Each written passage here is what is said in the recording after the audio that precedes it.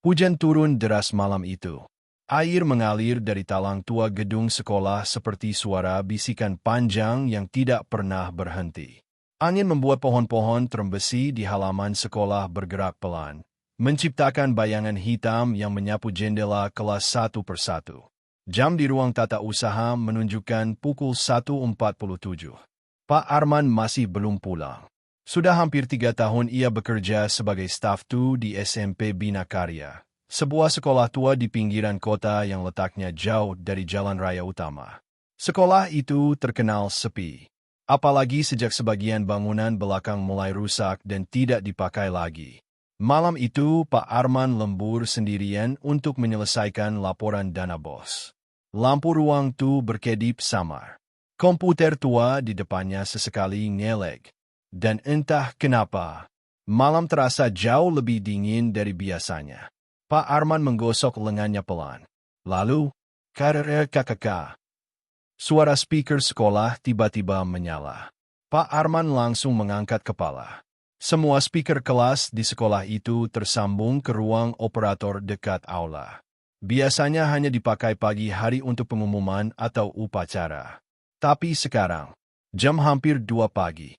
Kakak.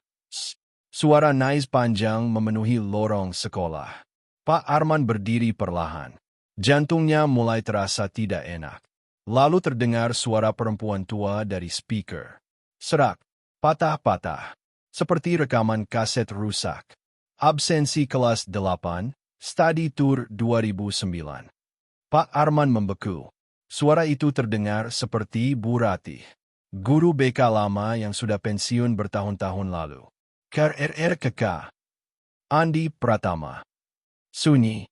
Beberapa detik kemudian. Hadir. Jawabannya pelan. Seperti suara anak kecil dari ujung lorong. Pak Arman langsung merinding. Karena ia mengenal nama itu. Andi Pratama adalah salah satu murid yang meninggal dalam kecelakaan bus study tour tahun 2009. Kecelakaan paling mengerikan dalam sejarah sekolah itu.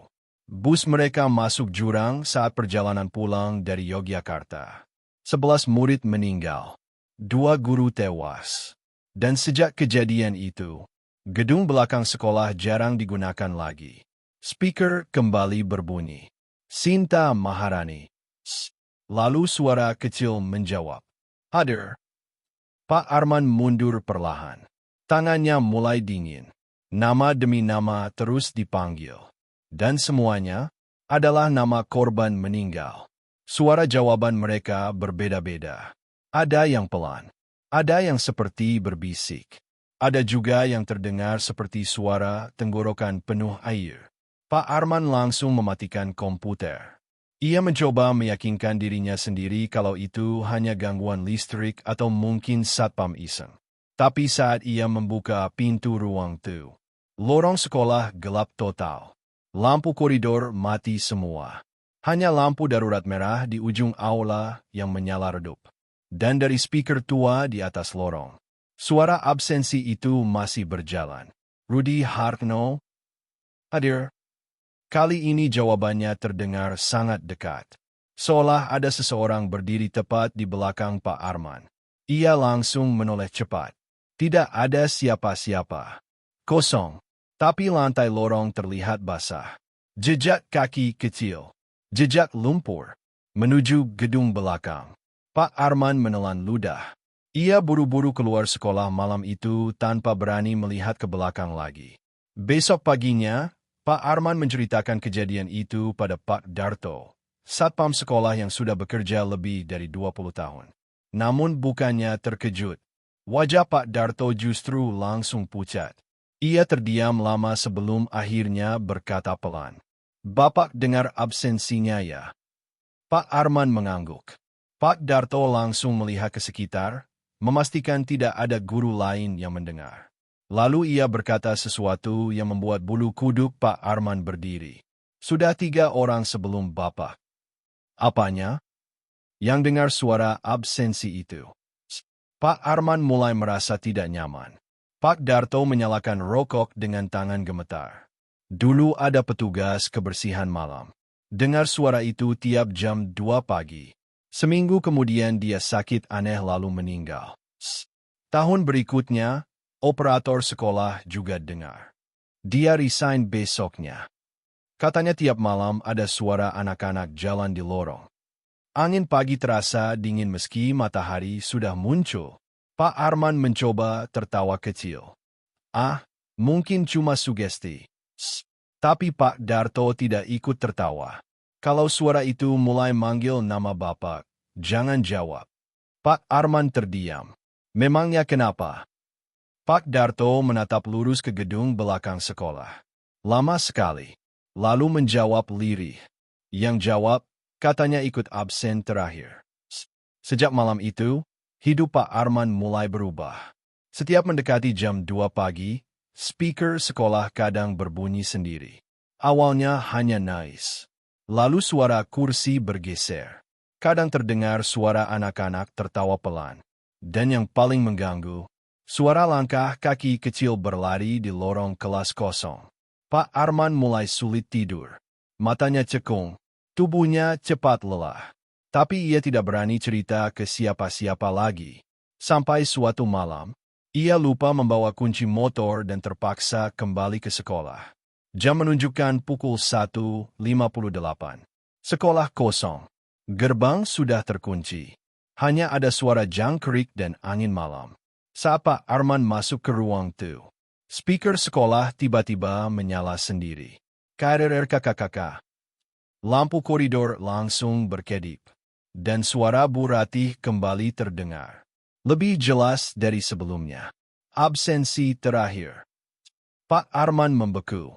Keringat dingin langsung turun. Nama-nama itu kembali dipanggil satu persatu. Suara anak-anak menjawab bersahutan dari berbagai arah. Kadang dari kelas. Kadang dari aula. Kadang tepat di atas plafon. Dan tiba-tiba, semua suara berhenti. Sunyi total. Lalu speaker mengeluarkan bunyi panjang. KRRRKKK. Setelah itu, terdengar nama Pak Arman dipanggil. Arman Saputra. Jantung Pak Arman terasa berhenti. Tubuhnya kaku. Speaker kembali berbunyi. Arman Saputra. Kali ini suara itu berubah. Bukan lagi suara Bu Ratih. Tapi suara banyak anak kecil berbicara bersamaan. Hadir. Pak Arman mundur perlahan. Namun dari lorong luar, terdengar suara langkah kaki ramai. Duk, duk, duk. Seperti puluhan anak berjalan bersamaan. Pak Arman langsung menutup pintu ruang itu. Napasnya memburu. Tapi suara langkah itu berhenti tepat di depan pintu. Lalu, terdengar suara ketukan kecil. Tok. Tok, tok, pelan, seperti ketukan anak kecil. Kemudian suara berbisik dari balik pintu. Pak, buka pintunya, kami belum pulang. Air mata Pak Arman hampir keluar karena takut. Ia mundur sambil gemetar. Dan saat itulah, ia melihat sesuatu di monitor CCTV sekolah. Di layar koridor gedung belakang. Puluhan anak berseragam SMP berdiri diam. Tubuh mereka basah. Luka di kepala dan wajah penuh darah lumpur. Sebagian berdiri dengan leher miring tidak normal. Dan di tengah mereka, ada Bu Ratih. Memegang buku absensi. Matanya hitam kosong. Perlahan, semua sosok di CCTV menoleh ke kamera. Termasuk Bu Ratih. Lalu speaker berbunyi sangat keras. Semua sudah hadir. Tinggal satu. Berat. Pintu ruang itu langsung dihantam dari luar. Pak Arman menjerit. Lampu mati total. Dan dalam gelap, ia mendengar suara anak-anak memenuhi ruangan. Pak, ayo pulang. Pak, ikut kami. Pak, kami dingin. Pak Arman jatuh sambil meraba lantai. Lalu tangannya menyentuh sesuatu yang basah. Bukan air, tapi darah. Dan bau busuk mulai memenuhi ruangan. Bau seperti kamar mayat. Tiba-tiba lampu menyala 1 detik. Cukup untuk membuat Pak Arman melihat kenyataan paling mengerikan. Lantai ruang itu dipenuhi tubuh anak-anak berseragam. Bergelimpangan. Basah. Pucat. seperti baru diangkat dari lokasi kecelakaan. Dan semuanya menatap ke arahnya. Lampu mati lagi. Pak Arman berteriak histeris. Keesokan paginya, Pak Darto menemukan Pak Arman pingsan di ruang arsip sekolah. Tubuhnya demam tinggi. Kuku jarinya penuh tanah. Seolah semalaman menggali sesuatu. Saat sadar di rumah sakit, Pak Arman terus mengigau. Mereka masih di bawah. Mereka belum dipulangkan. Awalnya tidak ada yang mengerti. Sampai beberapa minggu kemudian, sekolah melakukan renovasi kecil di ruang arsip belakang. Dan saat pekerja membongkar lantai lama, mereka menemukan sesuatu. Puluhan gelang identitas rumah sakit, tas sekolah rusak, sepatu anak-anak, dan bekas keramik kamar pendingin jenazah. Barulah semua tahu kenyataan yang selama ini disembunyikan yayasan sekolah. Setelah kecelakaan Study Tour 2009, karena rumah sakit penuh, gedung belakang sekolah sempat dijadikan kamar jenazah darurat. Mayat murid-murid ditaruh sementara di ruangan itu selama 3 hari. Dan bertahun-tahun kemudian, di atas ruangan itulah dibangun ruang arsip sekolah. Tempat Pak Arman bekerja setiap malam. Sejak penemuan itu, speaker sekolah tidak pernah berbunyi sendiri lagi. Tapi beberapa warga sekitar masih mengaku. Kadang tepat jam 2 pagi, mereka mendengar suara samar dari gedung sekolah kosong. Andi Pratama. Hadir. Sinta Maharani. Hadir. Dan sesekali, suara terakhir ikut terdengar pelan dari lorong gelap. Arman Saputra.